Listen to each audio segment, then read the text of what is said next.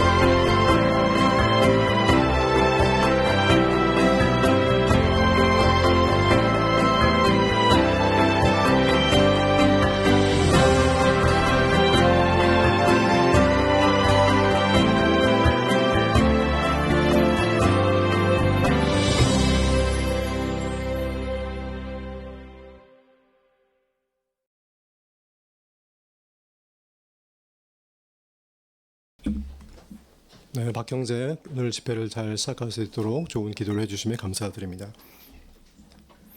네, 오늘 어떠한 내용들이 있을지 간단히 소개해드리도록 하겠습니다.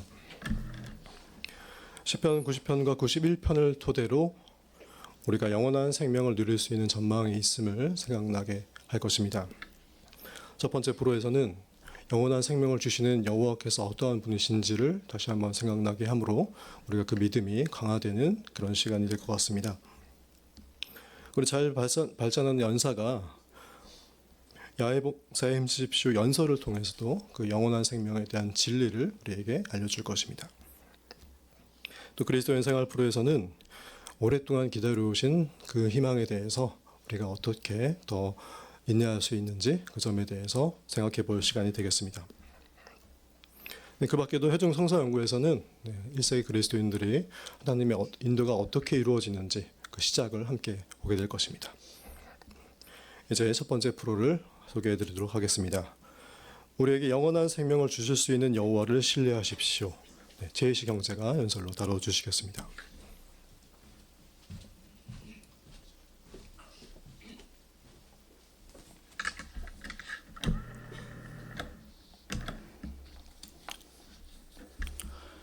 오랜 세월 동안에 사람들은 영원히 사는 것 혹은 수명을 늘리고 또한 죽음을 극복하는 것이 생의 가장 큰 과제이기도 하였습니다. 사람은 그런 노력을 위해서 할 수 있는 일은 모든 것들을 다 해왔습니다. 아마 분자 생물학자라든지 혹은 여러 유전학을 가진 사람들은 자신이 알고 있는 범위에서 최선을 다해서 어떤 경우에는 300개가 넘는 이론들을 내놓는 그런 실적까지도 내었습니다. 하지만 인간의 수명은 크게 늘릴 수가 없었습니다. 한국의 수명을 보니까 50년도에서 55년 사이에 한국의 평균 연령은 47세였습니다. 그런데 5년 단위로 쭉 늘다가 이제 2015년까지 해서 81세까지 이제 향상이 됐다고 기록이 나옵니다. 그런데 시편 90편 10절에 보면 이러한 말씀이 있습니다. 함께 보실까요? 시편 90편 10절입니다. 우리의 수명은 70년, 특별히 강건하면 80년이지만 괴로움과 슬픔만 가득하고 신속이 지나가니 우리가 날아가 버립니다. 네, 여기 보신 것처럼 인간의 수명을 7, 80으로 시편 필자는 이야기하였습니다. 그렇습니다. 획기적인 그 연장을 했다고 생각하지만 사실 이것을 좀 더 깊이 내다보면 주로 그 위생이 개선되고 또 전염병을 예방하고 항생제와 백신을 사용했기 때문에 인간의 수명이 이처럼 늘어날 수 있었지만 일부 유전학자들은 인간의 생명을 기대 수명이 이제 거의 다 찼다. 더 이상 늘릴 수 있는 그러한 기대를 할 수가 없다. 이렇게 이야기하였습니다. 참으로 우리의 이러한 노력들에 대해서 여호와께서는 어떻게 생각하십니까? 그분은 애초에 우리를 영원히 살도록 창조하셨고 또한 불완전하고 죄의 죽음이 있다 할지라도 우리에게는 영원한 생명이라는 이 희망을 계속 안겨주고 계심을 이해하게 됩니다. 시편 90편 2절에서는 그분에 관해서 이렇게 얘기합니다. 함께 보실까요? 시편 90편 2절입니다. 산이 태어나기 전 땅과 세상을 만들기 전 영원부터 영원까지 당신은 하느님이십니다. 네, 영원부터 영원까지 그분은 생존하고 계신 분이라고 이야기합니다. 영원부터 영원까지라는 말을 이해하기가 매우 힘든데요. 사실 우리는 그런 것들을 보아올 것이 별로 없기 때문입니다. 그런데 어떤 분들은 이런 설명을 가지고도 얘기합니다. 0이라는 개념에서 플러스가 있고 마이너스가 있는 음수와 양수가 있는데 이것은 양쪽이 끝없이 양수 쪽은 미래고 음수 쪽은 과거에 해당하기 때문에 이것이 끝없는 과거를 설명하는 것으로 설명하기도 합니다. 그렇습니다. 여호와 하나님은 영원부터 영원까지 존재하시는 분으로서 우리는 가끔 이러한 믿음이 유지되는데 도전이 되는 질문들을 받기도 합니다. 어떤 사람들은 간혹 하나님은 어떻게 생겨났습니까? 라는 질문을 합니다. 우주와 우주의 모든 것이 어떤 원인이나 조물주에 의해서 생겨난 것이라면 하나님은 어떻게 생겨났을까? 이렇게 얘기하는 것입니다. 대부분의 과학자들은 우주에 시작이 있었다라고 동의합니다. 그러한 기본 개념과 일치하게도 창세기 1장 1절에 보면 시초에 하나님께서 하늘과 땅을 창조하셨다라는 진리의 말씀을 이야기합니다. 시초에 라는 이 말은 시작이 있었다라는 이야기입니다. 우주는 결코 무에서 저절로 생겨난 것이 아닙니다. 무에서 유가 나올 수 없다는 진리에서 그러합니다. 우주의 시작이 전에 아무것도 존재하지 않았다면 현재의 우주는 존재할 수가 없는 것입니다. 말하자면 제1원인이 있어야 있어야만 현재도 미래도 있게 마련입니다.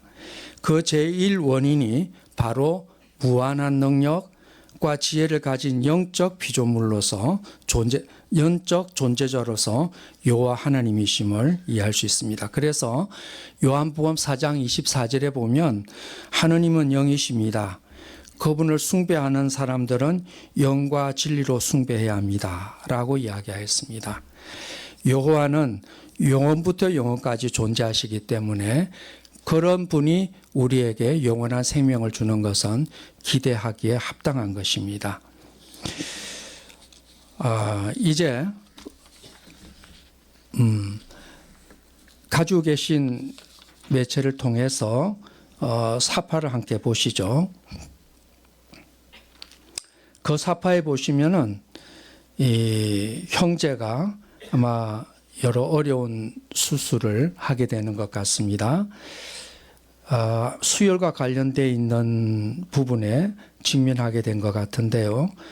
시간도 꽤 늦은 시간에 의사가 펜과 다음에 문서를 가져와서 사인할 것을 권하는 것을 보면 아마도 수혈과 관련되어 있는 시험에 직면하지 않았는가 이해하게 됩니다. 어떨까요? 아마 현재 생명을 매우 가치 있게 생각하고 여호와께서 말씀하신 영원한 생명에 대한 가치가 믿음이 없었다면, 즉 여호와의 약속에 대한 신뢰를 두지 않았다면 그는 어쩌면 이 서류에 사인을 했을지 모릅니다. 결코 우리는 여호와의 도덕 표준에서 어긋나는 치료를 받아들이므로 영원한 생명을 약속하신 여호와와의 관계가 해가 되지 않도록 노력해야 할 것입니다. 정말 여호와 하나님이 약속하신 이 영원한 생명은 우리가 여호와 하나님께 대한 약속을 믿고 또 그분의 표준에 대한 것을 생활에서 잘 적용해 나갈 때 틀림없이 우리가 가질 수 있는 축복이라는 점을 기억하신다면 어떤 어려움이 있든지 여호와를 신뢰하는 이 믿음을 계속 키워나가야겠다는 생각을 하게 됩니다.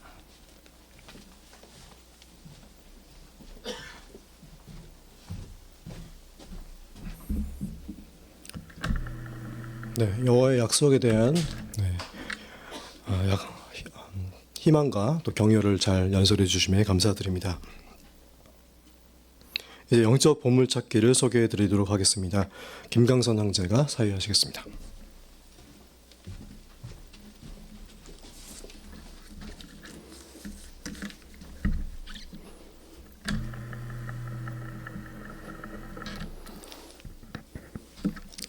영적 보물찾기에 함께 하신 여러분 모두를 따뜻하게 환영합니다. 시편 91편 11절 박서진 형제가 어린이가 낭독을 했습니다. 예약을 했습니다. 낭독해 주시죠. 그분이 너에 대해 천사들에게 명령을 내리시어 너의 모든 길에서 너를 지키게 하실 것이기 때문이다. 예, 잘 낭독했습니다. 천사의 도움에 대해 어떤 균형 잡힌 견해를 가져야 합니까? 양혜연 자매.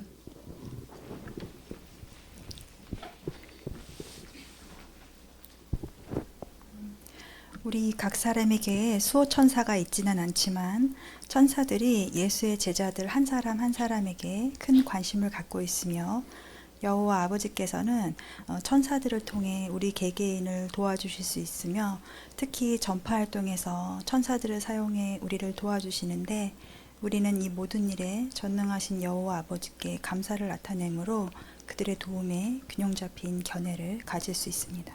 네. 엄지혜 자매. 뒤에 예. 예, 제가 잘못 말씀드렸네요. 네. 하지만 그분이 우리 개개인을 도와주실 때 천사들을 어느 정도나 사용하실지는 알 수 없습니다. 따라서 우리가 모든 상황에서 그분의 천사가 우리를 보호해 줄 것이라고 기대하면서 경솔하거나 위험하게 행동하지 않으므로 균형 잡힌 태도를 나타낼 수 있을 것입니다. 네, 장현 자매 감사합니다.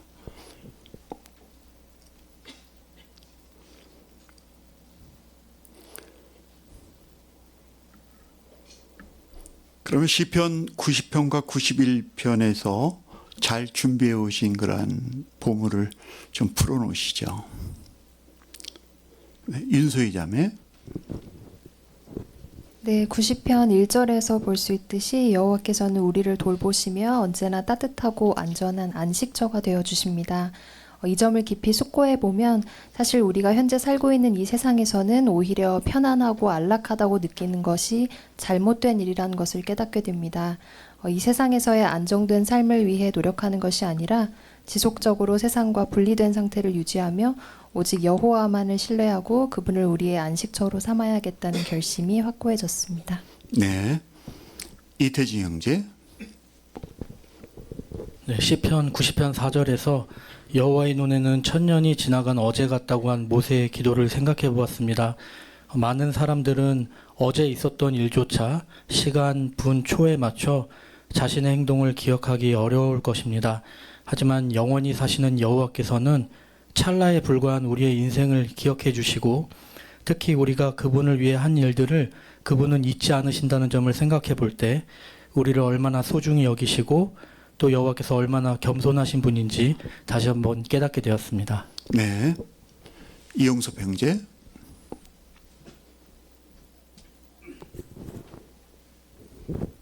예, 91편 3절에 보면은 성서는 사탄을 새 잡는 덫에 비유하고 있습니다.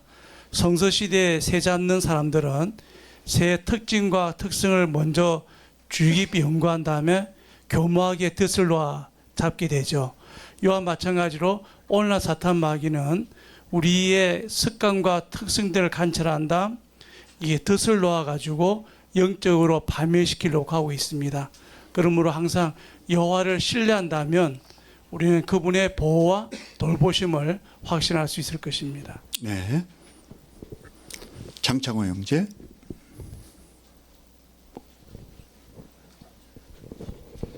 네, 시편 91편 12절에 보면 그들 즉 천사들이 손으로 너를 받들어 너의 발이 돌에 부딪히지 않게 하리라라는 표현이 있는데요. 사탄 마귀는 이것이 영적 안전에 관한 것인데도 불구하고 육체적 안전에 잘못 적용해서 예수를 유혹했죠. 그러나 예수께서는 자기가 성전에서 유대인들 앞에서 이기적으로 성전에서 뛰어내린다면 자신을 과시할 것이라고 하나님의 아들일 것이라고 증명하는 것이 되니까 그렇게 하도록 유혹했지만 예수께서는 그렇게 안 하셨죠. 그러므로 우리도 영적 안전을 먼저 지킨다면 육체적 안전도 얻을 수 있다는 걸 알게 됩니다. 네, 정영은 자매.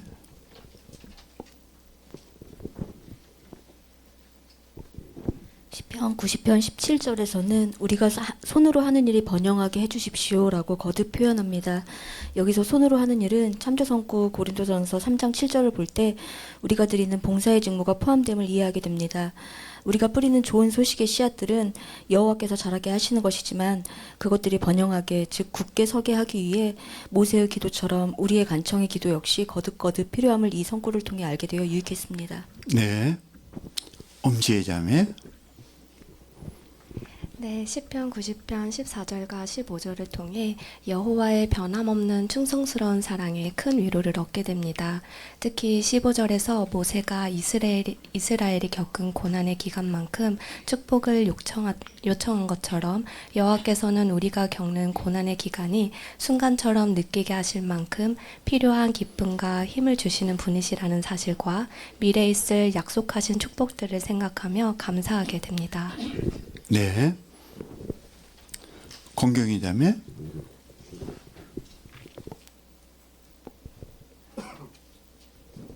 네, 시편 91편 1절에서는 은밀한 장소라는 표현이 나오는데요.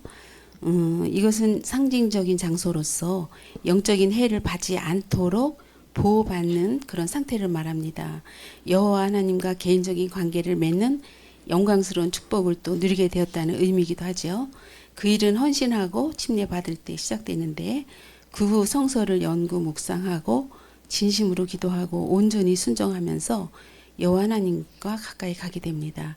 여호와께서는 자신의 백성을 위해서 이렇게 다양한 방법으로 영적 마련을 해주신 것을 보면 항상 여호와의 따뜻한 사랑을 느끼게 되고 그분 곁에 꼭 붙어 있어야겠다는 생각을 했습니다. 네. 정지영 자매. 예, 시편 91편 14, 15절에서 그가 내 이름을 알기에 그를 보호하고 그가 나를 부르니 내가 응답하리라 라고 말씀하신 것처럼 하나님은 자신의 이름을 알고 사용하는 사람들에게 특별한 관심을 가지고 계신다는 것을 알 수 있습니다. 하나님의 이름을 알리는 일이 나에게 그리고 사람들에게 모든 면에서 안전을 가져오는 일이라는 점을 다시 깨닫게 해주는 성구였습니다. 네. 이정호 형제. 네, 시편 90편 6절에서는 아침에는 꽃을 피우고 자라다가 저녁이면 시들어 말라버립니다 라고 기록되어 있는데요. 여호와의 관점에서는 우리의 인생은 너무나 짧고 한순간에 끝나버린다는 점에 대해 아쉬워하는 마음도 느껴집니다. 이 선고를 통해서 여호와께서는 우리가 영원한 삶을 즐길 수 있도록 간절히 원하시며 곧 행동하실 것임을 확신하게 되어 우리에게 큰 위로가 됩니다. 네. 황수영 자매. 네, 90편 14절에 여호와의 사랑의 친절로 우리를 만져시켜 주시고 우리가 평생도록 기뻐 외칠 것을 간청하고 있는데요. 우리는 현재 세상 속에 있지만 여호와의 보호 아래 있기 때문에 기뻐할 수 있습니다.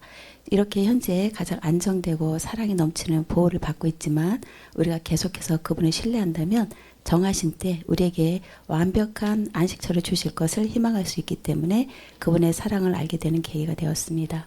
네. 안혜연 자매. 91편 4절에서 새의 깃털을 보고 여호와의 하신 일을 찬양한 걸 보면서 동일한 필자가 기록한 욥기의 내용을 떠올릴 수 있었습니다. 자연현상과 창조물을 보고 여호와를 더 잘 알게 됐다고 한 것처럼 우리도 창조물을 살필 때 그분이 하신 일들을 묵상함으로 그분을 더 잘 알게 될 것을 기대할 수 있었습니다. 네. 잘 준비해서 좋은 발표해 주신 것에 대해서 감사드립니다.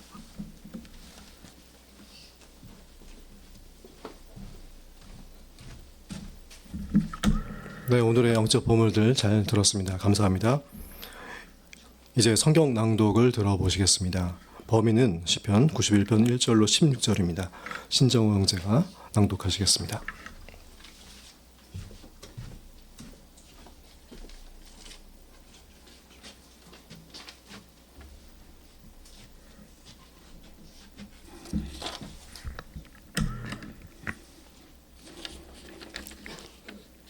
가장 높으신 분의 은밀한 장소에 거하는 자는 전능자의 그늘 안에서 묵으리니 내가 여호와께 말하리라. 당신은 나의 돋빛이요 나의 산성, 내가 신뢰하는 나의 하느님이십니다. 그분은 너를 새잡는 자의 덫에서 끔찍한 역병에서 구출하시리라.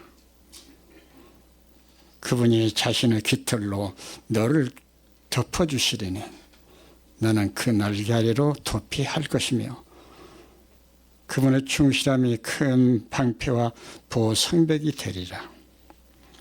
너는 두려워하지 않으리니 밤의 공포도 낮에 날아오는 화살도 어둠 속에 퍼지는 역병도 대낮에 황폐시키는 멸망도 내 곁에서 1000명이 내 오른편에서 10,000명이 쓰러져도 내게는 그런 일이 일어나지 않으리라. 너는 눈으로 보기만 하리니 악한 자들의 처벌을 똑똑히 보리라. 내가 여호와는 나의 돋빛이시다 하며 가장 높으신 분을 너희 안식처로 삼았으니 내게 어떠한 재난도 닥치지 않고 너는 천막에 어떠한 재앙도 다가오지 못하리라. 그분이 너에 대해 천사들에게 명령을 내리셔 너희 모든 길에서 너를 지키게 하실 것이기 때문이다. 그들이 손으로 너를 받들어 너희 발이 돌에 부딪히지 않게 하리라. 너는 젊은 사자와 코브라를 밟고 갈기 있는 사자와 큰 뱀을 짓밟으리라. 하느님이 말씀하셨다. 그가 내게 애정을 품었기에 그를 구출하고 그가 내 이름을 알기에 그를 보호하리라. 그가 나를 부르리니 내가 응답하리라. 고난 중에 그와 함께 있고 그를 구출하여 영광스럽게 하리라. 내가 그를 만족할 만큼 오래 살게 하고 나의 구원을 보게 하리라.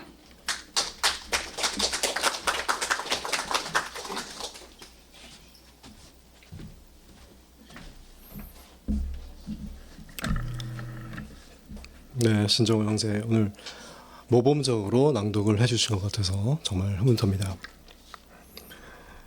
오늘 신정호 형제께서는 이과, 십과의 목소리 조절에 대해서 살펴볼 차례였습니다. 오늘 내용은 여호와의 보호에 대해 강조되는 내용들이었는데 무척이나 감정이 올라오지 않으셨습니까? 네, 그럴 수밖에 없었던 이유는 신정호 형제께서 오늘 목소리 조절 세 가지 부면을 모범적으로 잘 보여주셨기 때문이라고 생각이 듭니다. 음량과 음높이, 또 속도 이런 것들이 확실히 연륜이 있으다 보니까 그런 것들을 잘 사용하셨기 때문에 우리가 감정이 올라왔는데요. 특히 내용 중에는 비유적인 표현들이 많이 있었죠. 네, 그 표현들을 사용할 때 멈춤, 적당한 속도 이런 것들을 잘 사용하셨기 때문에 오늘 무척이나 잘 들렸던 것 같습니다. 오늘 신정호 형제 너무나 잘해주셔서 감사드립니다. 이제 야외 봉사에 힘쓰십시오 부면을 살펴보도록 하겠습니다. 네, 대화 시작하기고요. 비공식 증거 장면입니다. 함께 보시면서 내용을 살펴보실까요? 오늘 정지영 자매께서 채윤아 자매와 함께 준비하셨습니다.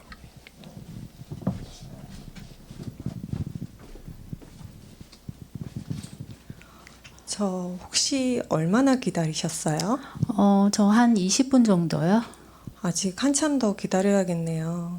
아, 네. 이제 사람이 좀 빠져서 5분 정도면 주문할 수 있다고 하네요. 아, 그래요? 다행이네요. 알려주셔서 감사합니다. 아, 이 집이 너무 맛있다고 소문이 나서 지난번에 들렀었는데요. 줄이 너무 길어서 엄두가 안 나더라고요. 오늘은 퇴근길에 포장해 가보려고요. 아, 그래요? 저는 저희 딸이 이 집 음식을 너무 좋아해서 벌써 3번째예요. 어쩌겠어요. 딸이 좋아하니까 오래 기다려서라도 사가야죠. 아, 이분이 딸이 있구나. 그럼 자녀와 관련된 주제로 진리와 연관시켜서 대화해봐도 좋겠다. 역시 엄마밖에 없네요. 부모님들은 자녀들에게 참 희생적인 것 같아요. 무엇을 주어도 아깝지 않다고들 하시잖아요. 그렇죠. 근데 사실 저는 이렇게 밖에서 사 먹는 음식이 건강에 많이 안 좋을 것 같아서 걱정이 돼요. 우리가 기사에 보면 음식을 만들 때 나쁜 걸 사용하는 사람들이 너무 많잖아요. 사실 집에서 해 먹는 집밥이 가장 좋은 것 같아요. 그렇죠. 저도 그렇게 하고 싶은데 직접 해먹는 일이 그렇게 쉬운 일은 아니더라고요. 예, 맞아요. 저도 이런 생각이 든 건 제가 좀 아프고 나서부터예요. 사실 제가 작년에 좀 많이 아팠었거든요. 이분은 자녀보다는 지금 건강 문제에 더 관심이 있으실 것 같은데 전할 내용을 좀 바꿔봐야겠다. 아이고, 그러셨구나. 지금은 좀 괜찮으세요? 네, 지금은 좋아지고 있고요. 그래서 스트레스를 덜 받으려고 노력하고 있어요. 맞아요. 걱정거리가 생기거나 스트레스를 받으면 면역력도 떨어져서 점점 더 아픈 일이 생기는 것 같아요. 제가 이 카드를 좀 전해드릴게요. 아, 이게 뭐예요? 제가 다니다 보니까 요즘 건강 문제로 걱정이나 고민이 없는 분들이 없으시더라고요. 그래서 제가 이 말씀을 좀 적어뒀었는데요. 저는 아무도 내가 병들었다고 말하지 않는 그런 때가 올 것이다라고 한 성경 말씀을 보고 좀 위로를 얻었어요. 그래서 걱정이나 고민이 생기면 성경을 찾아보고 있죠. 위로가 되는 말이긴 하네요. 네, 거기 성구 옆에 보면 QR코드가 있는데요. 거기로 접속해 보시면 지금 건강 문제나 또 겪고 계시는 문제들에 도움이 될 만한 다양한 기사들이 소개되어 있어요. 시간 나실 때 한번 검색해서 도움이 되셨으면 좋겠어요.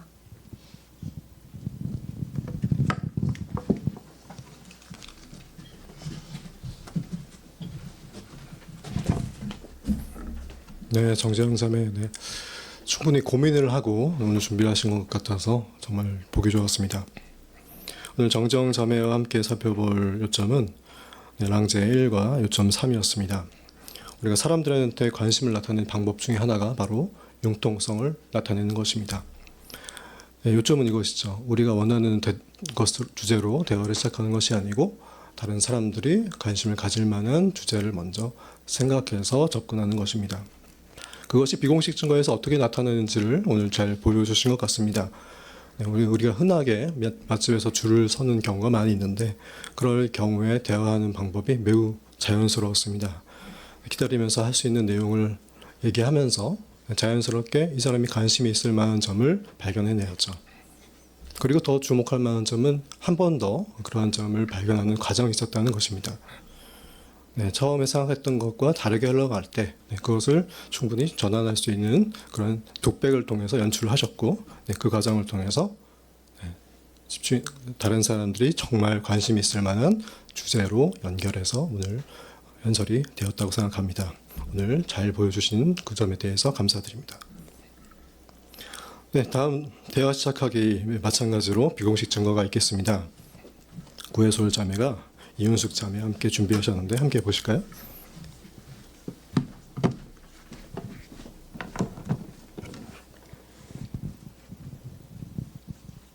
여기 무슨 일 있나요? 많이들 모여 계시네요. 네, 좀 전까지 너구리가 있었거든요. 지금은 사라졌는데 혹시 또 나올까 해서 기다리는 중이에요. 아, 정말요? 양재천에서 너구리 봤다는 얘기를 들어보긴 했는데 진짜였네요. 네, 양재천에서 자주 운동하는데요. 실제로 본 거는 오늘이 처음이에요. 이렇게 직접 보니까 너무 귀여워서 사진 한번 찍어보려고요. 아, 동물 좋아하세요? 네, 좋아하는데 사정상 집에서는 키울 수가 없어서 그냥 밖에서 보는 걸로 만족하고 있어요. 저도 그래요. 동물은 귀엽기도 하지만 큰 기쁨도 주는 것 같아요. 네, 맞아요. 사람들처럼 스트레스를 주지도 않고 바라만 봐도 너무 행복해져요. 정말 그런 것 같아요. 동물을 좋아하신다고 하니까 제가 자주 보는 사이트에서 흥미롭게 읽었던 기사 내용이 생각나는데요. 기다리시는 동안 잠깐 말씀드리면 어떨까요? 네, 그러세요. 아프리카에 사는 바위너구리는 큰 토끼와 비슷하게 생겼고 바위가 많은 곳에 사는데 바위너구리의 예리한 시력은 몸을 보호하는 데 도움이 되고 바위투성이 서식지의 구멍과 갈라진 틈은 포식자들을 피하는 안전한 은신처가 된대요. 무리지어 뭉쳐 지내야 잘 살 수 있도록 설계되어 있는데 그 덕분에 스스로를 방어하고 겨울에는 따뜻하게 지낼 수 있어요. 되게 색다른 내용이네요. 너구리에게 그런 특징들이 있는 줄은 정말 몰랐어요. 저도 이 기사를 통해 알게 되었어요.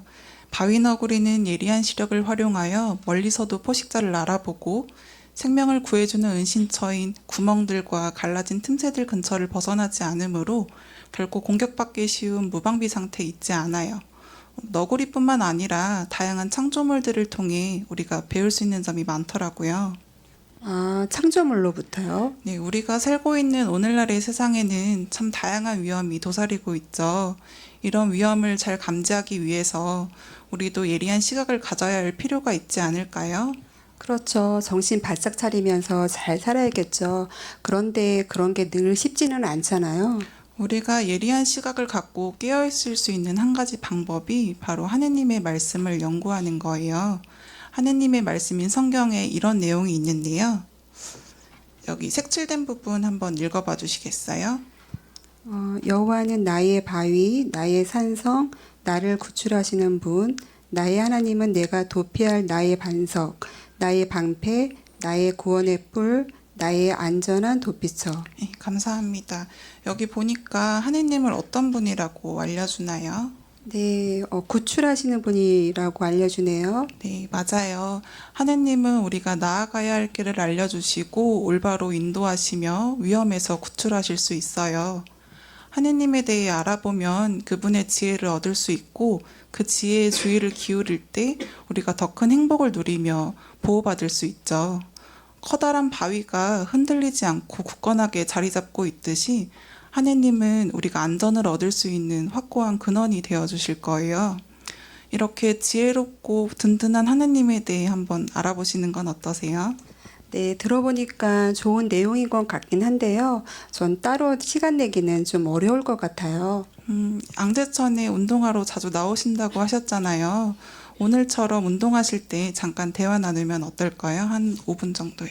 아, 그래요? 한 5분 정도면 큰 부담은 없을 것 같네요. 내일도 나오세요? 네, 내일은 별일 없어서 나오려고요. 한 8시 정도에 나올 예정인데요. 그럼 저도 8시에 나올게요. 이 자리에서 다시 뵙고 하느님의 말씀인 성경이 우리에게 어떻게 도움이 되는지 말씀드릴게요.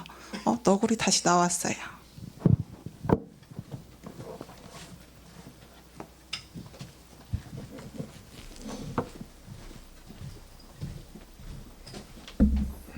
네, 9점에 우리에게 공감이 될 만한 주제를 잘 사용하셔서 보여주신 점 감사드립니다. 9점에가 살펴볼 학습 요점은 랑제 1과 요점 4였습니다. 네, 역시 사람들에 대한 관심을 나타내기 위해서는 잘 관찰하는 것이 필요합니다. 최근에 동물들에 대한 관심이 증가하고 있죠. 우리가 흔히 갈 수 있는 공원에서 그러한 어떤 동물들에 대한 관심을 나타내는 사람들을 흔하게 볼 수 있을 것 같습니다. 그 점을 잘 활용하셨는데요. 어떻게 전개가 되었나요?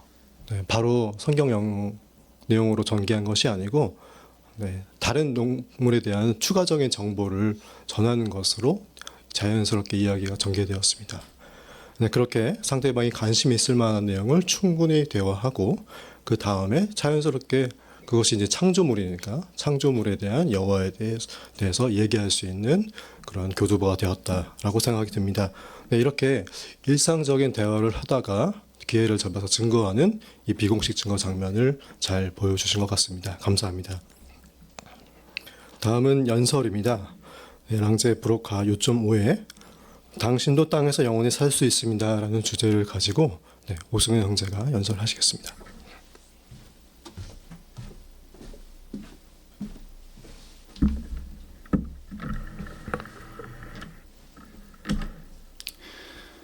인류는 죽음을 극복하기 위해 아주 오래전부터 다양한 방법들을 찾아왔습니다. 수명을 늘리기 위해 종교적 의식이나 과학적인 방법을 연구하기도 하고 사람을 늙지 않게 하는 약초나 어떤 물질이 있다고 여기기도 하였죠. 또 그와는 다르게 인간의 육신은 한정적임을 인정하지만 현 세상에서 선행을 많이 베풀거나 어떠한 지식을 습득한 뒤에 죽으면 사람의 의식이나 영혼만은 남아 현 세상에서 혹은 다른 어딘가에서 어떠한 존재로 계속해서 살아가게 될 것이라고도 결론을 내리기도 했습니다. 진실은 무엇일까요? 영원한 생명은 실제로 존재할까요? 그렇다면 우리도 그것을 얻을 수 있을까요? 우리는 이 질문의 답을 성서에서 찾아볼 수 있습니다. 함께 시편 37편 29절을 보시겠습니다. 시편 37편 29절입니다. 의로운 자들은 땅을 차지하고 거기서 영원히 살 것이다. 성구를 보면 무엇을 알 수 있습니까? 네, 그렇습니다. 영원한 생명이 실제로 존재한다는 것을 알 수 있습니다. 그리고 그것을 받게 되는 사람들이 의로운 자들이라는 점 또한 알 수 있죠. 그렇다면 우리도 의로운 자가 되어 영원한 생명을 얻을 수 있습니까? 어떻게 하면 의로운 자가 될 수 있을까요? 방금 살펴보신 시편 37편 29절의 참조 성구, 신명기 30장 20절에서는 그 점을 알려주는데요. 이번엔 이 성구도 함께 읽어보시겠습니다. 신명기 30장 20절입니다. 신명기 30장 20절. 당신의 하느님 여호와를 사랑하고 그분의 음성을 듣고 그분에게 고착해야 합니다. 여호와께서 당신의 생명이시며 그분으로 말미암아 당신은 그분이 당신의 조상 아브라함과 이삭과 야곱에게 주겠다고 맹세하신 땅에서 오래 살게 될 것입니다. 방금 보신 것처럼 의로운 자들은 여호와를 사랑하고 그분의 음성을 듣고 그분에게 고착하는 자들이라고 할 수 있습니다. 이것을 우리는 현 시대에 어떻게 적용할 수 있을까요? 성서에서는 여호와를 사랑하기 위해서는 그분에 대해 계속해서 배우고 묵상해야 한다는 점을 여러 차례 강조하고 있습니다. 그리고 이러한 일들을 가장 잘 수행할 수 있는 곳은 집회에 참석하는 것이죠. 개인 연구의 시간을 할애하는 것 또한 포함할 수 있겠습니다. 그렇게 하여 오늘날 우리는 여호와를 사랑하는 사람, 즉 의로운 자들이 되어 영원한 생명을 얻을 자격을 갖추게 되는 것입니다. 또한 이 성구에서 또 한 가지 흥미로운 점은 우리가 영원히 살게 될 때 어떤 형태로 살아가게 될 것인지를 알려준다는 것인데요. 시편 37편 29절에서 땅을 차지하고 거기서 영원히 살 것이다 라고 말한 것에 우리는 주의를 기울일 수 있습니다. 한번 생각해 보시죠. 혹시 이 성구에서 천국이나 저승, 지옥 혹은 다른 공간을 언급한 적이 있었나요? 그렇지 않습니다. 우리가 지금 딛고 있는 이 땅에서 영원히 살 것이다 라고 강조하고 있죠. 또한 땅을 차지할 것이다 라고 언급한 것을 보면 우리가 지금 가지고 있는 이 육체를 그대로 가진 채 살아가게 될 것이라고 말할 수 있습니다. 땅을 경작하고 생물을 다스리고 생육하고 번성하는 일을 육체가 없이 할 수 있겠습니까? 그렇지 않죠. 우리는 지금 살고 있는 이 땅에서 지금 가지고 있는 이 육체를 가진 채 그대로 살게 될 것입니다. 그렇습니다. 우리는 오늘 배운 이 내용들을 통해서 여호와께서는 우리가 이 땅에서 영원히 살 것이라는 분명한 진리를 알려주셨음을 배우게 되었습니다. 그리고 그렇게 되기 위해서 의로운 사람이 되어야 한다는 점 또한 배우게 되었죠. 그러므로 이러한 점들을 계속 기억하시고 실천하시어 영원한 생명을 얻게 되시기를 권면드리는 바입니다.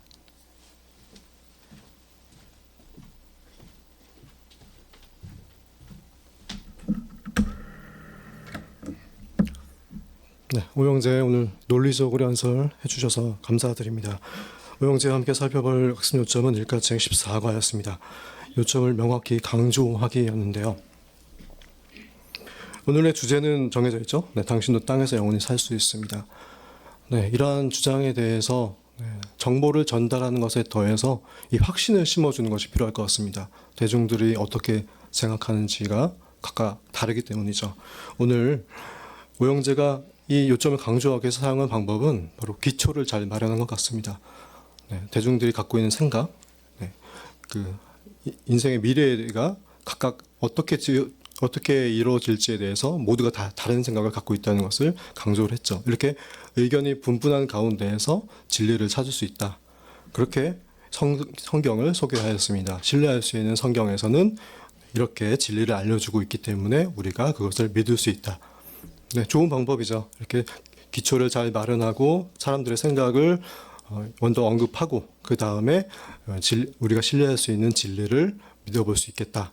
네, 이러한 방법을 통해서 요점이 잘 강조가 된 것 같습니다. 잘 발전하는 연사로서 앞으로도 이 배열의 방식을 잘 조정함으로써 요점을 잘 강조하실 수 있을 것 같습니다.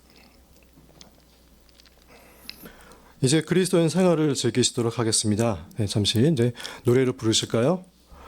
기쁨으로 노래하라 158번 늦지 않으리 이 노래를 가능하신 분들 함께 일어나셔서 부르시도록 하겠습니다.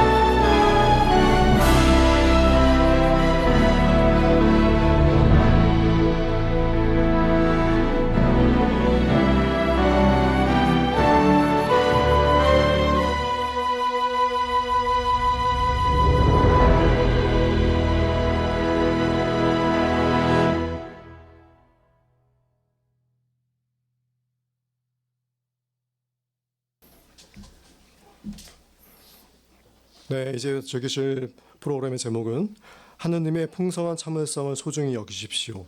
시간에 대한 여호와의 생각입니다. 김영선 형제와 토이로 함께 즐겨보시겠습니다.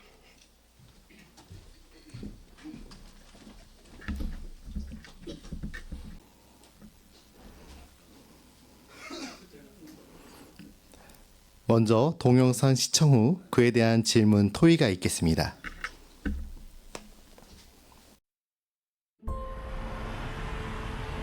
때때로 시간은 아주 빠르게 가는 것 같습니다. 하지만 때로는 아주 느리게 흘러가는 것 같기도 합니다.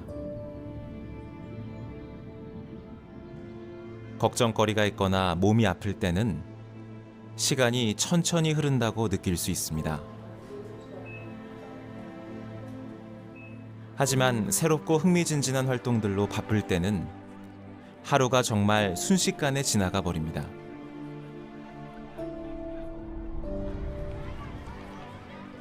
어린아이는 어른이 되기까지 너무 오래 걸린다고 느낄 수 있습니다. 하지만 어른은 시간이 정말 쏜살같이 지나간다고 느낄 수 있습니다.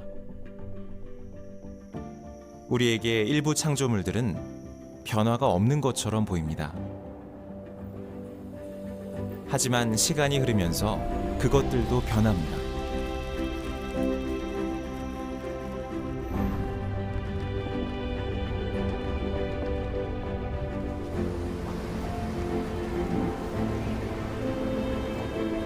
천문학자들은 수십억 년도 훨씬 더 전에 최초의 별이 생겨났다고 생각합니다. 그 엄청난 시간을 우리는 가늠하기조차 어렵습니다. 하지만 별들을 창조하신 여호와께서는 영원부터 영원까지 존재하시는 분입니다. 그분은 시간에 얽매이거나 쫓기지 않으시지만 그렇다고 더디게 행동하지도 않으십니다. 그분은 언제나 꼭 알맞은 때에 행동하십니다. 시간에 대한 여호와의 생각을 이해하면 신세계를 기다리면서 참을성을 나타낼 수 있습니다.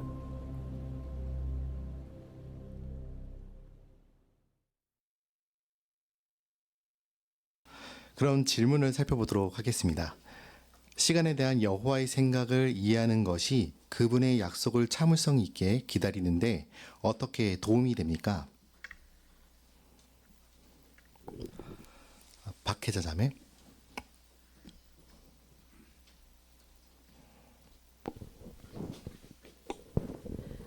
네, 천문학자들은 최초의 별이 수십억 년 전, 그보다 훨씬 전에 생겨났다고 생각합니다. 참으로 우리로서는 인간으로서는 가늠하기 어려운데요. 하지만 별들을 창조하신 여호와께서는 영원부터 영원까지 존재하십니다. 그분은 시간에 얽매이거나 쫓기지도 않으시지만 그렇다고 더디게 행동하시지도 않습니다. 언제나 꼭 알맞은 때에 행동하시는 분이십니다. 우리는 여호와 하나님께서 가지신 시간에 대한 생각을 이해함으로써 신세계를 기다리면서 참을성을 나타낼 수 있는 생활을 할 수 있을 것 같습니다. 네, 감사합니다. 예, 이양옥 자매.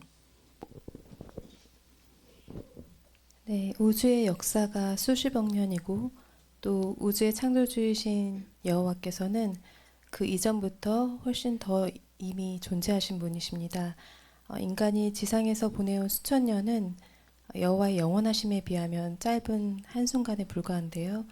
따라서 여호와의 약속이 더딘 것처럼 보이더라도 여호와께서는 또 꼭 알맞은 때에 최상의 방식으로 그분의 목적을 성취시킬 것이기 때문에 우리가 참을성 있게 기다릴 필요가 있습니다. 네, 감사합니다. 박우준 형제. 네, 우리가 느끼는 시간의 더디감이나 빨리 가는 것은 우리 생각에 따라 좀 조정이 되는 것 같습니다. 고통스럽거나 하기 싫은 일을 할 때는 늦게 가고 즐거운 일을 할 때는 굉장히 시간이 빨리 가는 것처럼 느껴지지요. 하나님의 때와 관련돼서 우리가 오랫동안 기다려온다라고 생각하는 건 역시 우리 기다림이 오래됐다라고 생각하기 때문일 수 있습니다. 그러므로 우리가 할 일을 많이 하면서 기다린다면 우리가 생각하는 것보다 더 빨리 시간이 다가오는 것을 느낄 수 있을 것입니다. 네, 감사합니다. 참여해주신 모든 분들 진심으로 감사드립니다.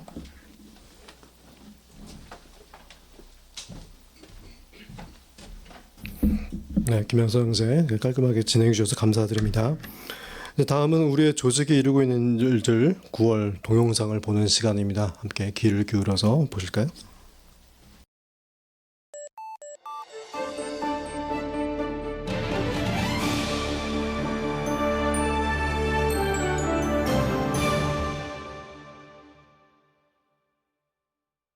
예수의 인도 아래 수확하는 일이 이루어지고 있습니다.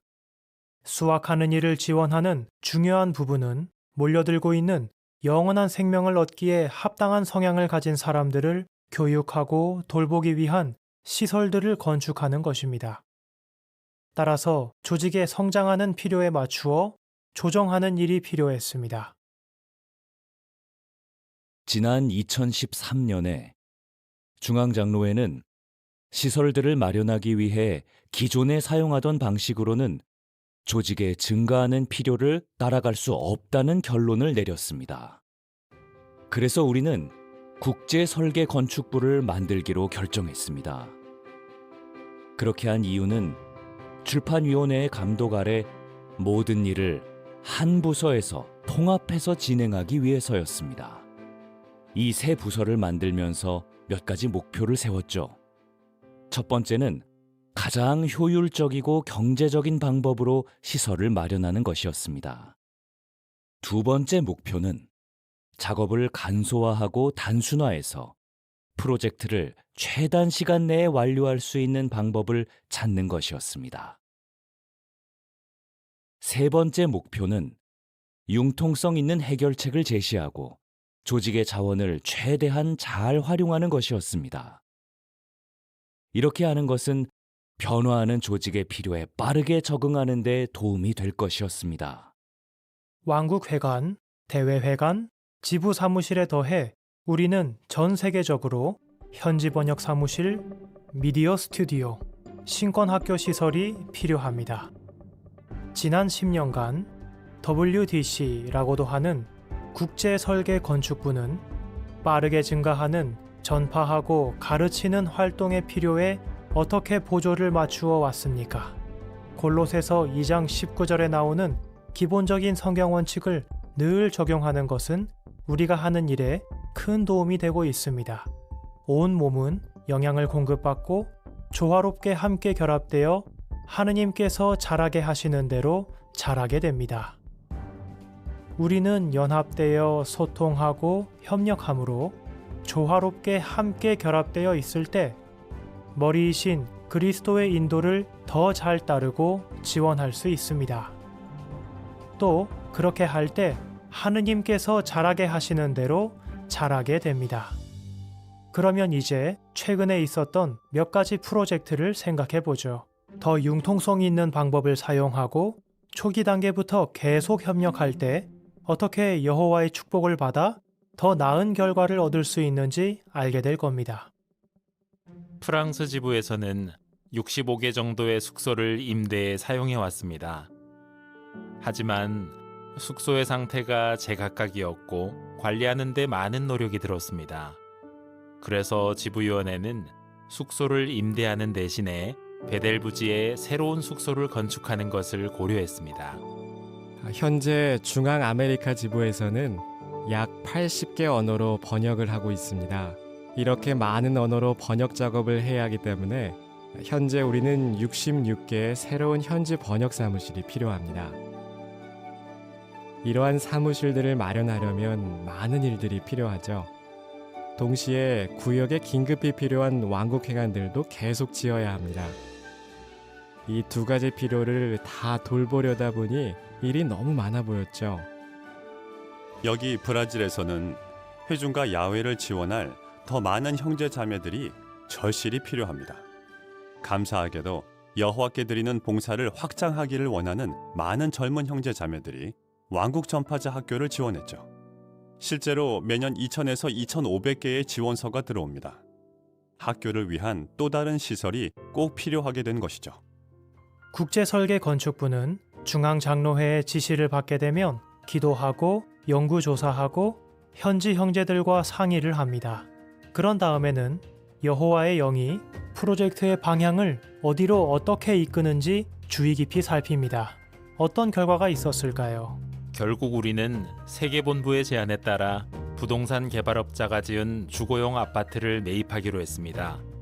앞으로 상황이 변하더라도 쉽게 매각하는 것이 가능하죠. 중앙장로회는 이러한 현지 번역 사무실을 마련하는 일을 전담하는 팀을 구성하도록 승인했습니다. 이 팀은 국제설계건축부와 의사소통을 하고 국제설계건축부는 세계본부와 의사소통을 합니다. 봉사위원회, 집필위원회, 출판위원회, 그리고 번역봉사부와 의사소통을 하죠. 또 현지 번역사무실 전담팀은 현지 번역팀, 구매부, 법률부, 공사부, 그리고 지부의 많은 다른 부서와 긴밀히 협조합니다. 우리는 왕국회관을 짓는 이 지역의 큰 필요도 잘 돌보면서 현지 번역 사무실을 마련하는 일을 잘 진행할 수 있게 여호와의 손이 함께하는 것을 느꼈습니다. WDC는 건물이나 부지를 찾을 때 융통성이 있는 방법을 사용하도록 좋은 제안을 해주었습니다. 건물을 지을 새로운 부지를 찾을 뿐만 아니라 목적에 맞게 개축할 수 있는 이미 지어진 건물을 찾도록 제안해 주었죠. 그래서 위치와 크기가 우리의 필요에 꼭 맞는 한 호텔을 찾을 수 있었습니다. 형제들은 WDC로부터 일을 진행하면서 성경 원칙을 사용하라는 지침을 받았습니다. 협상이 잘 안 되던 때가 있었어요. 형제들은 협상을 잠시 멈추고 여호와께 기도한 다음 성경을 손에 들고 돌아왔습니다. 그리고 건물주에게 우리가 모든 면에서 정직하기를 원한다는 성경 원칙을 보여주었죠. 건물주는 깊은 인상을 받았고 그때부터 협상이 순조롭게 진행되었습니다. 결국 건물을 좋은 가격에 매입할 수 있었고 그렇게 해서 절약한 돈으로 건물을 확장해 세 번째 학급을 열 공간을 마련할 수 있었습니다. WDC에서 준 새로운 지침들은 여기 프랑스에서 숙소들을 마련하는 데 큰 도움이 되었습니다. 우리 지부는 신권 건축 공사에서 경험이 많습니다. 하지만 이렇게 큰 프로젝트를 이 정도로 빨리 진행한 적은 없습니다. 이 프로젝트가 이 새로운 방법으로 얼마나 잘 계획되고 진행되는지 보면서 깊은 인상을 받았죠. 우리는 현지 언어가 사용되는 곳에 번역 사무실이 있을 때 긍정적인 점이 많다는 걸 경험하고 있습니다. 현지의 적절한 장소에 번역 작업에 필요한 장비들을 갖추어 놓은 번역 사무실을 마련해 놓았습니다. 그렇게 했더니 형제자매들이 훨씬 더 쉽고 효과적으로 일할 수 있게 되었습니다. 현지 번역 사무실은 정말 여호와의 축복입니다. 새 학교 건물은 매년 250명 이상의 왕국전파자 학교 학생들을 수용할 수 있도록 설계되었습니다. 학교 건물을 마련하기 위한 투자와 형제들의 노력은 분명 그럴 만한 가치가 있는 일입니다. 여호와께서 무엇인가를 원하신다면 그것을 막을 수 있는 건 아무것도 없다는 걸 보면서 제 믿음도 강해졌습니다. 분명 여호와께서는 이 마련을 크게 축복하고 계십니다. 우리는 잘 계획하고 의사소통하고 협력함으로 세계적으로 전파하고 가르치는 일에서 올바른 우선순위를 정하고 그 일을 증진시키기 위해 속도를 내고 있습니다. 소중한 우리 형제자매 여러분, 중앙장로회는 여러분 모두에게 우리가 느끼는 깊은 사랑과 감사를 전하고 싶습니다. 이 흥미진진하면서도 어려움이 많은 마지막 날의 끝부분에 왕국 권익을 증진하는 데 있어서 여러분 모두가 우리를 지원하기 위해 기울이는 모든 노력에 대해 깊이 감사드립니다.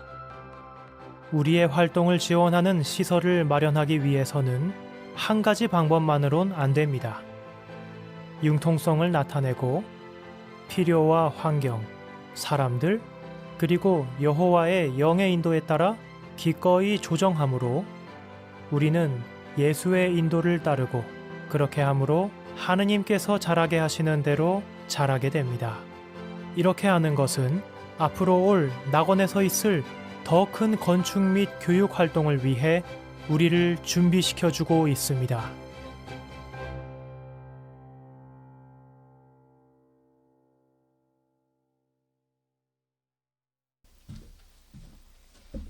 네, 보신 것처럼 WDC라고 불리는 국제설계 건축부를 통해서 우리 세계적인 교육 활동을 위한 체계적인 건축이 어떻게 이루어지고 있는지를 알 수 있었습니다. 개인적으로 이 영상을 다시 보실 수 있겠습니다. 이제 회중 성서 연구 시간입니다. 정창호 형제와 함께 연구를 해보실까요?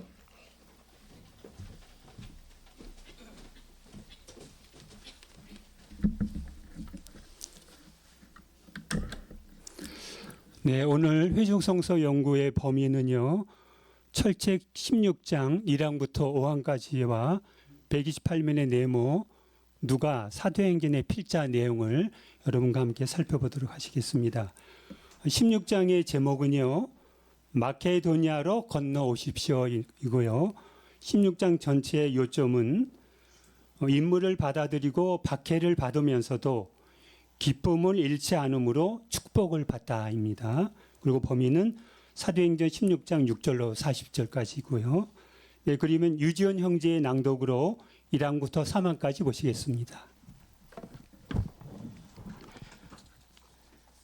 한 무리의 여자들이 마케도니아의 도시 빌립보 밖으로 나갑니다.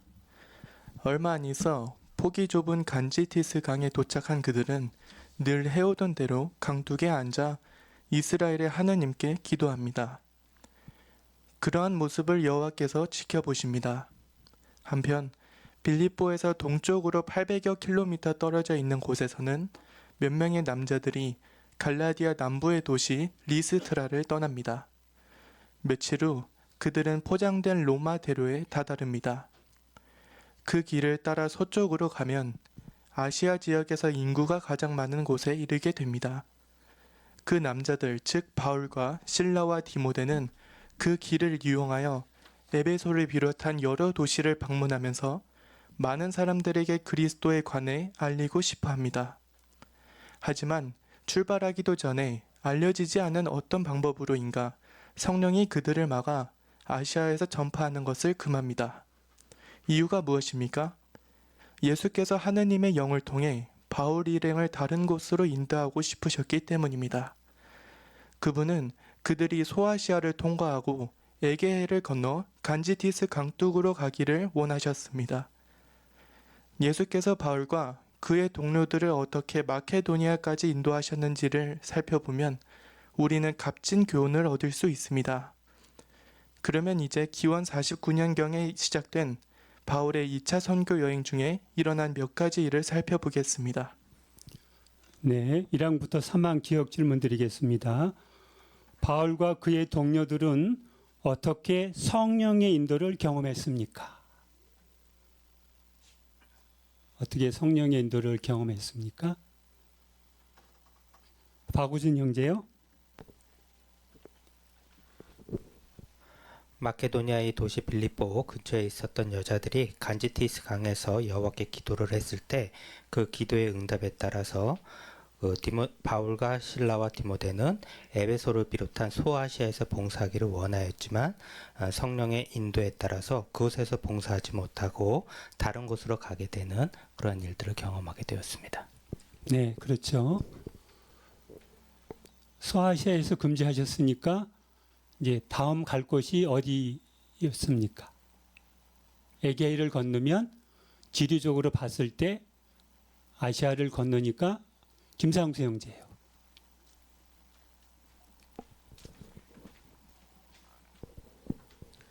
네, 소아시아 현대 트르키예 땅이고요. 그래서 그들이 이제 그 여기서 나와 있는 그 에게해 그 그리스의 그 바다를 건너서 이제 그 마케도니아로 가게 되는데 여기서는 이제 간디스트 그 강으로 가기를 원했기 때문에 그런 경로를 통해서 마케도니아로 가게 됩니다. 네, 그렇죠. 네, 김광선 형제요. 예, 소아시아가 아니라 이제 유럽으로 전파하기를 원하셨기 때문에 아시아에서의 전파 활동을 막은 것입니다. 네, 우선순위로 예수께서 유럽을 선택하셨거든요. 그러면 이렇게 그리스도교를 전파하는 것에 관련해서 어떤 흐름의 영향을 예수께서 고려하시고 멀리 내다보시고 인도하셨을 수도 있을까요? 어떤 흐름의 영향을, 네, 이옥현 자매요. 네, 사실 나중에 바울이 3차 여행이랑 이럴 때 보면 아시아로 이들이 들어가지 않았어도 이전에 기원 33년에 그 아시아 지역에서 내려왔던 많은 사람들이 그곳에 가서 전파를 했고 그곳에 그 모임 장소가 있었던 것을 알 수 있습니다. 그래서 예수께서는 먼저 마케도니아로 건너가고 나중에 아시아를 염두에 두셨기 때문에 마케도니아를 먼저 열어주셨다는 것을 알 수 있습니다. 네, 좋습니다. 네. 그 당시에 세계의 중심은 어떻게 보면 로마의 지배를 받고 있던 유럽일 수 있지 않습니까? 그러니까 유럽 세계 역사의 흐름에서 예수께서 유럽을 먼저 선택한 것일 수도 있습니다. 그럼 니은 질문 드리면요. 우리는 무엇에 대해 살펴볼 것입니까? 박윤서 학생? 박서진 학생? 예수께서 바울과 그의 동료들을 어떻게 마케도니아까지 인도하셨는지, 기원 49년경에 시작된 바울의 2차 선교 여행 중에 일어난 일 몇 가지를 살펴볼 것입니다. 네, 고맙습니다. 조강현 형제요. 네, 역대기야 16장 9절에 보면 여호와께서는 그 눈으로 온 땅을 두루 살피셔서 그분에 대해 마음이 온전한 자들을 위해서 힘을 나타내신다는 기록이 있습니다. 그분이 성령을 사용해서 어떻게 마음이 온전한 자들에게 좋은 소식을 전파하는지 그런 것들을 보게 될 것입니다. 네, 그렇습니다. 네, 김상수 형제요. 네, 그리고 예를 들어서 참고적으로 말씀드리면 여기 그 간디스 강에 도착한 그들은 오늘 늘 해오던 대로 강둑에서 그 하나님께 기도하였다고 했는데요. 여기 역대기야 16장 9절하고요. 시편 65편 2절에도 보면 여호와께서 그 모습을 지켜보고 계셨다라고 했습니다. 그래서 아까 서두에서 대답이 나온 것처럼 아시아에서 전파하고자 하였지만 그 문이 열리지 않은 이유도 바로 거기 있었고요. 여호와께서도 그 유럽에 전파되기를 원했던 것 같습니다. 그래서 또 거기서 한 가지 이유는 또 여자들이 이미 거기서 많은 그런 이 어떤 회당이 형성되지는 않았지만 많은 사람들이 믿는 그런 믿음을 가지고 간곡히 여호와께 기도하였던 것을 보게 되면 바울이 왜 그쪽으로 인도되었는지 그런 점들도 한번 참고로 생각해 볼 수 있습니다. 네, 좋습니다. 네, 그러면 4항 5항을 계속 보시겠습니다. 아시아에서 전파 활동을 수행하지 못하게 되자 바울과 그의 동료들은 비티니아의 도시들에서 전파하기 위해 북쪽으로 향했습니다. 그들은 그곳에 가기 위해 사람이 별로 살지 않는 프리지아 지역과 갈라디아 지역 사이에 있는 포장되지 않은 길로 며칠 동안 걸어갔을지 모릅니다. 하지만 그들이 비티니아 근처까지 갔을 때 예수께서는 다시 성령을 사용하여 그들을 막으셨습니다. 상황이 이쯤 되자 그들은 분명히 당황했을 것입니다. 무엇을 어떻게 전파해야 할지는 알았지만 어디서 전파해야 할지를 몰랐기 때문입니다. 그들은 비유적으로 말해서 아시아로 통하는 문을 두드렸지만 그 문은 열리지 않았습니다. 또한 비티니아로 들어가는 문도 두드렸지만 그 역시 허사였습니다. 하지만 바울은 열리는 문을 찾을 때까지 계속 두드리기로 결심했습니다. 그 후 그들은 언뜻 보기에 잘 이해가 안 가는 결정을 내렸습니다. 그들은 서쪽으로 방향을 돌리더니 여러 도시들을 지나쳐 550km를 걸어가 마침내 마케도니아로 들어가는 관문인 트로아스 항에 도착했습니다. 바울은 그곳에서 세 번째로 문을 두드렸으며 놀랍게도 그 문이 활짝 열렸습니다. 트로아스에서 바울 일행과 합류한 복음서 빌자 누가는 어떤 일이 있었는지를 이렇게 알려줍니다. 밤중에 바울이 환상을 보았는데 어떤 마케도니아 사람이 서서 마케도니아로 건너와서 우리를 도와주십시오 하고 그에게 청했다.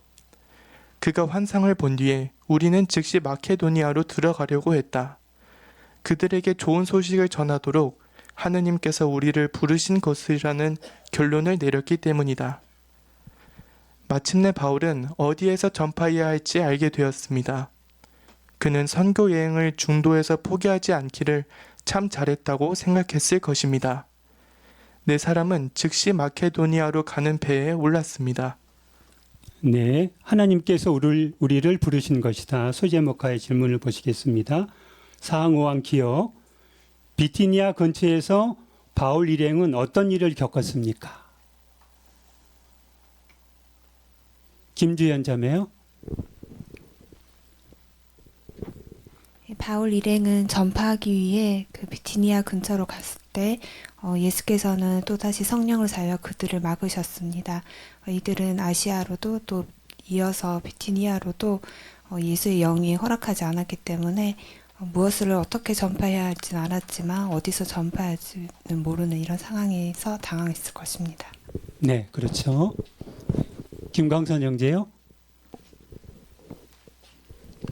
예, 사도행전 16장 7절에 예수의 영이 허락하지 않았다라는 이 표현을 보면 좋은 소식을 전파하는 일은 여호와 하나님과 예수께서 인도하시는 일이라는 점을 우리가 또 알게 됩니다.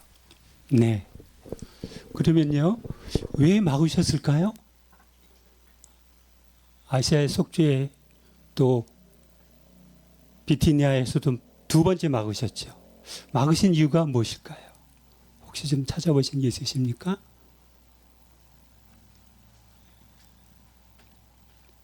네, 이홍섭 형제요.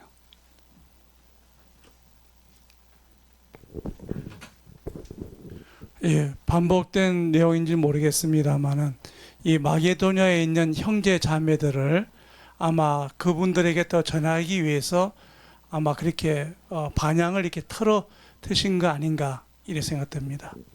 네, 좋습니다.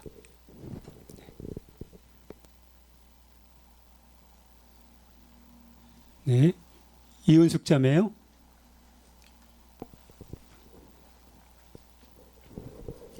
연구 노트에 보면 그곳에서 일꾼들이 소수에 불과하였기 때문에 그 성령이 더 생산적인 밭으로 그들을 인도하였음을 알려주고 있습니다. 네, 그렇습니다. 이유가 그거죠. 그러나 처음에 막으셨던 소아시아 지역은 결국에 나중에는 어떻게 했을까요? 나중에 김상수 형제요.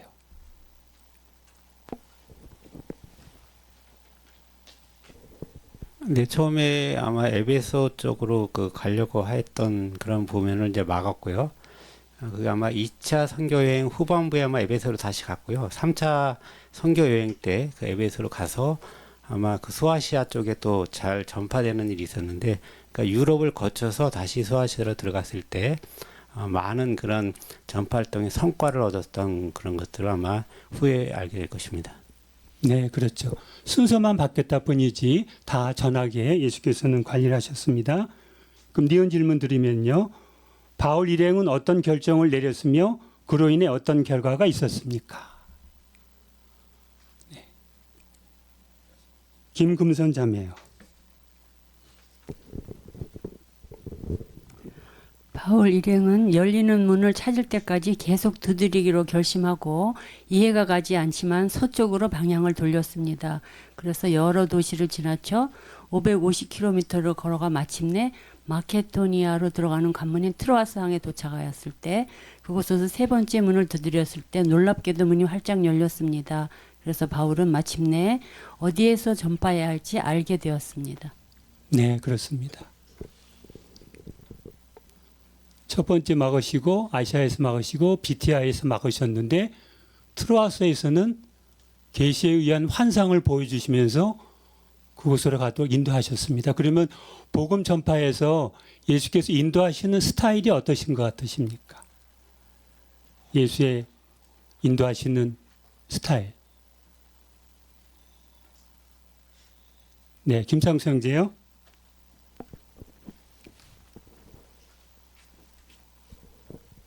무조건 막으시는 건 아니고요. 그 예수께서 제자들을 이렇게 선출하고 또 좋은 소식을 전파할 때 또 그물을 어디에 던지라 이런 것을 우리가 한번 추리해 보게 되면 어디에 가장 생산적인 방법으로 봉사할 수 있을지 그런 것을 아마 예수께서는 제자들에게도 알려주었고요. 또 이 과정에서도 아마 사도들이 그렇게 해야지 생산적인 방법으로 더 많은 사람들에게 전파할 수 있다는 것을 알 수 있습니다. 그리고 또 한 가지는 다음 주에 배우겠지만 계속 움직이고 있을 때 예수께서는 그들을 축복해 주신다는 사실을 한번 우리가 배울 수 있습니다. 네, 그렇죠. 네. 그래서 전 세계적인 상황을 보시고 능동적으로 예수께서 인도하시는 스타일을 엿보게 됩니다. 네, 그러면 누가 사도행전의 필자 128면 네모로 가서 보시죠. 편의상 1항부터 6항까지 제가 나누어 봤는데요. 1, 2항을 유지원 형제가 낭독하시겠습니다. 사도행전은 16장 9절까지는 오로지 3인칭 시점으로만 서술되어 있습니다. 즉, 필자가 다른 사람들의 말과 행동을 보고하는 형식으로 되어 있습니다. 하지만 사도행전 16장 10절 11절에서 그러한 형식의 변화가 일어납니다. 예를 들어 11절에서 필자는 우리는 트로아스에서 배를 타고 곧바로 사모트라케로 갔다고 말합니다. 바로 이때 필자인 누가가 바울 일행에 합류한 것입니다. 하지만 사도행전 어디에도 누가라는 이름이 나오지 않는데 어떻게 그가 필자라는 것을 알 수 있습니까? 사도행전과 누가의 복음서의 서두에서 그 답을 찾을 수 있습니다. 서두를 보면 두 책 모두 데오빌로라는 사람에게 쓴 것으로 되어 있습니다. 사도행전은 이러한 말로 시작됩니다. 데오빌로님, 저는 첫 번째 기록에서 예수께서 행하고 가르치신 일을 처음부터 모두 다루었습니다. 고대 권위자들은 첫 번째 기록, 즉 복음서의 필자가 누가라는데 의견이 일치하므로 사도행전의 필자 역시 누가임이 분명합니다. 네, 제가 임의로 만든 질문을 드리겠습니다.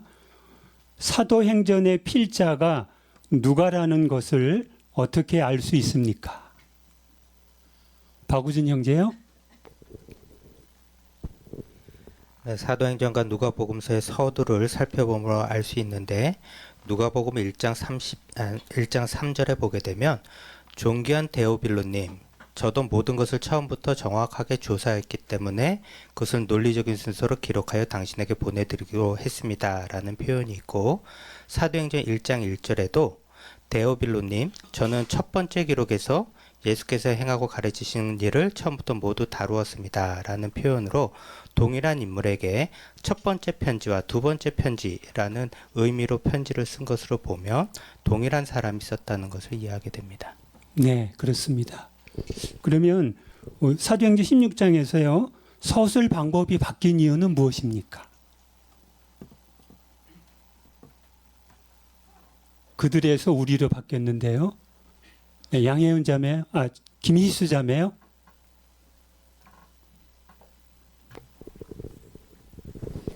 네, 아마도 필자인 누가가 바울 일행에 합류했을 것입니다. 네, 맞습니다. 네, 이정화 형제요. 네, 그 부분은 사도행전 16장 9절하고 10절을 비교하면 알 수 있는데요.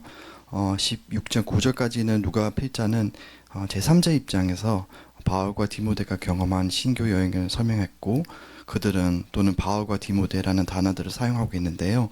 16장 10절부터는 누가는 자신을 포함하기 시작하였고 10절에서는 우리는 드로아스 또는 10절에서는 안식에는 우리는 기도를 하는 곳이라는 표현들을 사용하면서 이때부터 누가와 필자는 바울 이행에 합류했다는 것을 알 수 있습니다.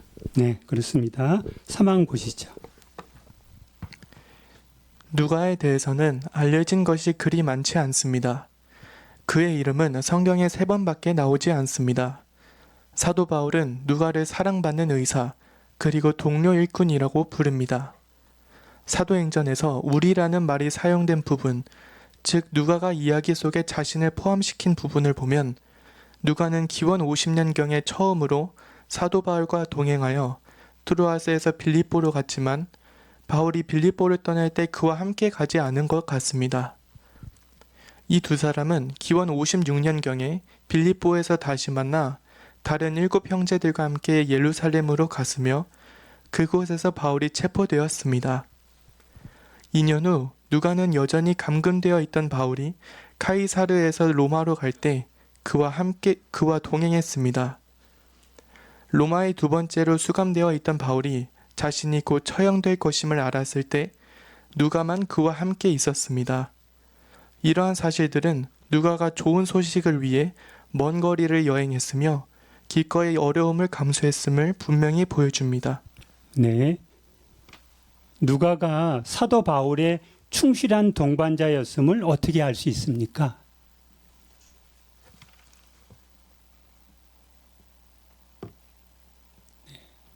이옥현 자매요.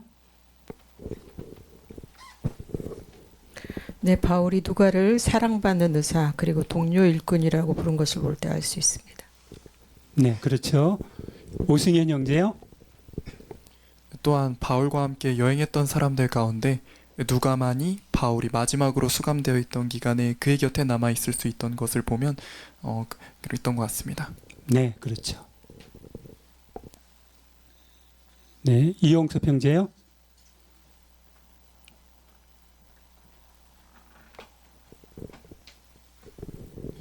예, 연대 순서를 생각해 볼 수 있는데요. 트로아스에서 이제 빌립보로 넘어갈 때 그때 누가가 바울과 함께 하죠. 그때가 기원 50년경이고요. 아마 여기서 빌립은 누가는 계속 있고 바울이 이제 3차 여행을 할 때 그때 이제 빌립보에서 누가를 만나야 됩니다. 그리고 이제 누가는 바울과 함께 예루살렘을 오게 되고 또 바울이 이제 카이사르에서 이제 감옥에 갇혀 있을 때 또 누가가 함께 하고 그 다음에 이제 기원 64, 5년경에 돌아가기 전에 이제 누가가 함께 한다고 되어 있습니다. 이런 거 보면은 50년부터 10몇 년 동안 이 바울과 함께 선교 여행을 한 거 보면은 정말 사랑받은 이렇게 제자다 이렇게 말할 수 있겠습니다. 네, 그렇습니다. 상황 보시겠습니다. 누가는 자신이 예수에 관해 직접 본 것을 기록했다고 주장하지 않았습니다. 그는 목격 증인의 말을 근거로 사실들을 글로 엮으려고 노력했다고 말했습니다. 또한 모든 것을 처음부터 정확하게 조사하고 논리적인 순서로 기록했습니다. 누가의 기록을 보면 그가 주의 깊이 조사했음을 알 수 있습니다. 아마도 그는 자료를 수집하기 위해 엘리사벳, 예수의 어머니 마리아 등 여러 사람들을 만나 이야기를 나누었을 것입니다. 그의 기록에는 다른 복음서에 나오지 않는 내용이 많습니다. 네, 누가는 사도행전의 기록도 어떻게 하였겠습니까? 네. 김광선 형제요. 사도행전의 그 전체적인 내용은 이 바울과 이 베드로의 선교 기록인데요. 정확한 기록이 필요했죠. 그래서 아마 필자 정확한 기록을 하는 그런 필자로서 누가가 사용되었던 것 같습니다. 네, 좋습니다. 박우준 형제요.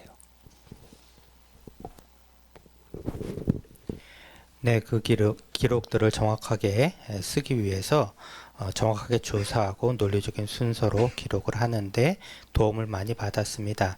아마도 엘리사벳이나 마리아 등과 같이 예수의 그 행적에 대해서 아주 가까이서 보고 목격하였던 모든 목격 증인들로부터 그 내용들을 받게 되었을 것입니다. 네, 그렇습니다. 이하나 자매요. 네, 그래서 누가 1장 5절로 80절을 보면 그 엘리사벳과 스가랴에 대한 기록은 누가복음 뿐인데요. 그 예수께서 전하신 좋은 소식 1화에서 약 30분 정도의 분량이 바로 누가 1장 5절로 80절의 내용입니다. 만약 누가의 자료 수집과 주의 깊은 조사가 없었다면 지금 우리는 좋은 소식 동영상에서 이 30분이나 되는 소중한 내용을 몰랐을 것이라는 점도 생각해 볼 수 있습니다. 네, 그렇죠. 이런 조사가 누가 자신의 믿음에도 도움이 됐고요. 역사가로서의 누가의 그런 자세히 조사하는 역량은 어느 정도로 평가받고 있다고 혹시 보신 적이 있으십니까? 역사가로서 누가의 역량이 어느 정도다. 네, 박혜자 자매요.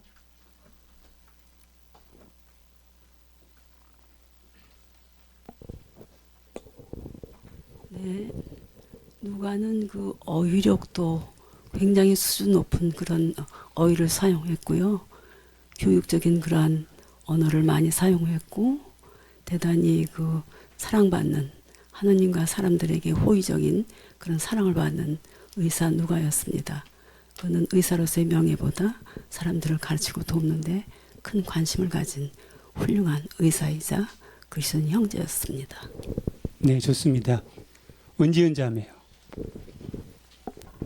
예, 그래서 누가는 강범위한 자료와 실제 증언을 바탕으로 객관적으로 기술한 누가 필자로서 대부분의 사람들의 평가하기로는 최고 수준의 역사가다라고 그런 말도 듣게 됩니다. 네, 그렇죠. 가장 위대한 역사가 중에 한 사람으로 분류해야 된다라고 평가를 받고 있습니다. 그 마지막 5, 6항을 보시겠습니다. 바울은 누가가 의사라고 말했는데 누가의 기록에는 의사였던 누가가 고통받는 사람들에게 관심이 있었다는 것이 나타나 있습니다. 몇 가지 예를 들면 우선 누가는 예수께서 악기 들린 사람을 고쳐주셨을 때 악기가 상처를 입히지 않고 그에게서 나왔다고 썼습니다. 또한 사도 베드로의 장모가 고열로 괴로워했으며 예수께서 고쳐주신 여자가 18년 동안 병약하게 하는 영에 사로잡혀 있었고 허리가 몹시 굽어 몸을 조금도 펼 수가 없었다고 기록했습니다.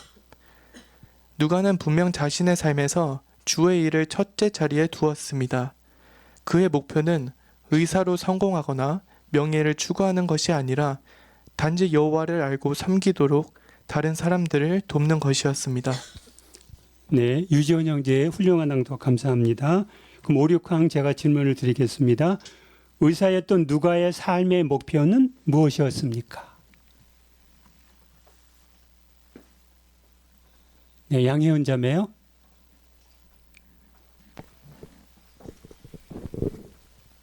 여호와를 알고 섬기도록 다른 사람들을 돕는 것이었습니다. 네, 그렇습니다.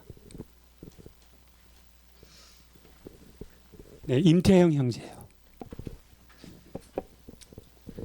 당시의 의사의 수입과 지위는 어떤 환자를 치료하느냐에 따라 달라졌다고 하는데 부유한 사람이나 가문의 주치의 혹은 군 병원이나 도시에서 일하는 의사도 있었다고 합니다.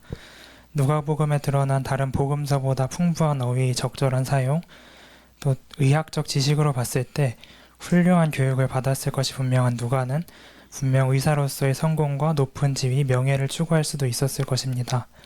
하지만 여호와를 섬기고 전파활동에 힘썼던 그의 생애를 보면 그가 얼마나 여호와를 사랑하고 영적인 사람이었는지 알 수 있습니다. 네, 그렇습니다. 네, 마지막으로 하나 질문 더 드리죠. 누가는 고통받는 사람들에게 관심이 있었다는 것을 어떻게 나타냈습니까? 사람들에게도 관심이 있었죠. 네, 공경의 자매요.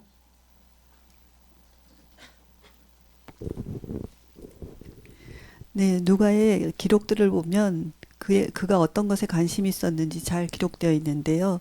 말하자면 악기가 상처를 입히지 않고 그에게서 나왔다라는 표현이나 고열로 괴로워했다라는 표현, 또한 18년 동안 병약하게 하는 영에 사로잡혀 있었고 허리가 굽어서 조금도 펼 수 없었다.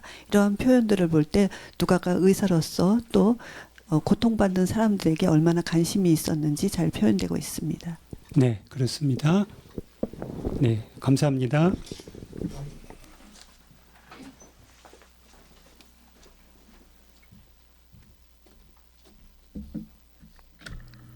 네, 서영재 오늘 효용성사원구를 심도 있게 잘 준비하시고 사회해 주신 점 감사드립니다. 네, 이것으로 오늘의 집회를 잘 즐기게 되었습니다. 이제 영원한 생명에 대한 바람이 혹시 강화되셨을까요?